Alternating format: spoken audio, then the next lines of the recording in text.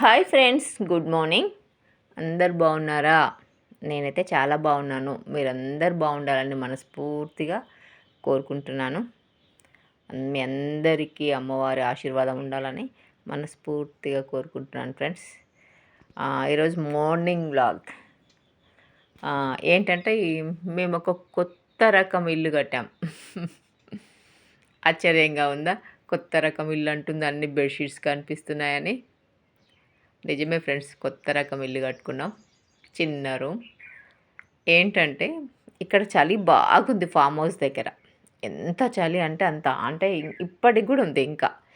అయితే పండగకి మా పాప వచ్చింది అద్వైత. అయితే చలి బాగా ఉంది. అయినా హీటర్ కూడా ఉంది, గీజర్, అయినా కూడా చలి ఎక్కువ అనిపించింది.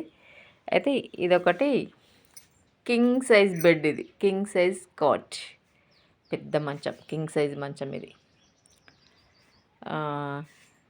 అయితే చలి ఉండడం వల్ల అంత దోమలు ఉంటే దోమతెర కడతాం కదా, దోమతెర లాగానే ఈ మంచానికి 4 మూలల 4 బెడ్షీట్ అయితే కట్టాం. చిన్న రూమ్ లాగా అరేంజ్ చేసాం దీన్ని.